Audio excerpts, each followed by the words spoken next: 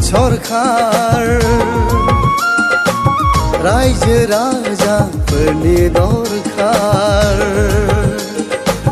Fin आरोबाव इउपिपिएल सरखार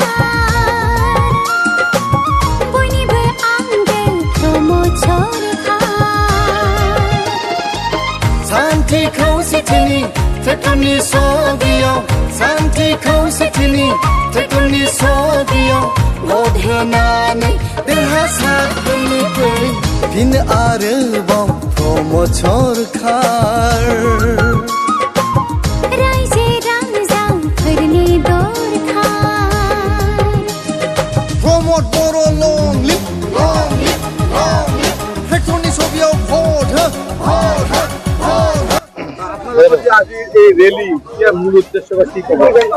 দতমা পৰিৱৰ্তন যাত্ৰা আমি আজি আৰম্ভ কৰিছোঁ।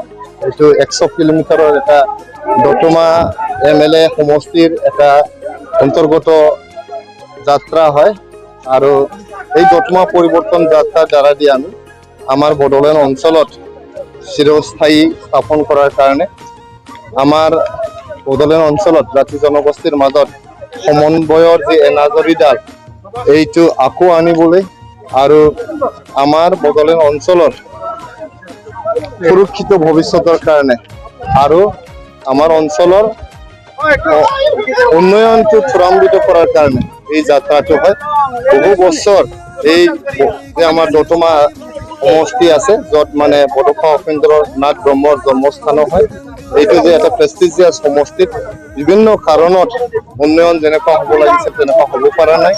জাতি জনগোষ্ঠীৰ মাজত এটা ভেদাভেদ সৃষ্টি হৈছিল। আমি 2020 চনৰ পৰা 2025 চনলৈকে যে 2025 চনলৈকে যি আমাৰ ইউপিপিএলৰ চৰকাৰ হৈছিল প্ৰমোদ বড়ো ডাঙৰীয়াৰ নেতৃত্বত এই চৰকাৰে আমাৰ অঞ্চলত শান্তি স্থাপন কৰিছিল, জাতি জনগোষ্ঠীৰ মাজত মৰম স্নেহ ঘূৰাই আনিছিলে। কিন্তু কিবা কাৰণত 2025 চনত আমাৰ ইউপিপিএল চৰকাৰ নোহোৱাৰ পিছত আপোনালোকে দেখা পাইছে বড়োলেণ্ড অঞ্চলত আকৌ বস্তিগত সংঘৰ্ষ আৰম্ভ হৈছে। ইয়াতে ৰিলিফ কেম্পত থাকিবলৈ বাধ্য কৰা হৈছে মানুহক আৰু নিৰীহ মানুহৰ মৃত্যু হৈছে আৰু ইণ্টাৰনেট কৰ্তন হৈছে। আপোনালোকে দেখিছে ৰেলৱে ট্ৰেকত মাওইষ্টৰ বোমা বিস্ফোৰণ হৈছে। তেনেকুৱা বহুত মানে এটা অশান্তিময় পৰিৱেশ আমি কোকৰাঝাৰ টাউনত মছজিদ আক্ৰমণ কৰাও দেখা পালোঁ। তো তেনেকুৱা বহুত মানে অশান্তিময় পৰিৱেশ আমি সৃষ্টি হোৱা দেখা পাইছোঁ আমাৰ ইউপিপিএল চৰকাৰ নোহোৱাৰ পিছত। গতিকে এই সকলো নেগেটিভ যে ৰাজনীতি এইবিলাক শেষ কৰিবলৈ আজি দতমা পৰিৱৰ্তন যাত্ৰাটো ইয়াতে আৰম্ভ কৰা হৈছে। এনডিএ শক্তিশালী দল বুলি ক'ব লাগিব মুখ্যমন্ত্ৰীয়ে প্ৰচাৰ কৰিব তেনে ক্ষেত্ৰত আপোনালোকে কেনেধৰণৰ প্ৰস্তাৱ? কোনো দলে শক্তিশালী নহয়, ৰাইজেই শক্তিশালী গণতন্ত্ৰত। ৰাইজ যেতিয়া ডিচিশ্যন লয় কাকবাৰ জিকাবলৈ তেতিয়া কোনো শক্তিয়ে ইয়াক প্ৰতিহত কৰিব নোৱাৰে। গতিকে ৰাইজেহে শক্তিশালী গণতন্ত্ৰত, কোনো দল কোনো নেতা শক্তিশালী হ'ব নোৱাৰে।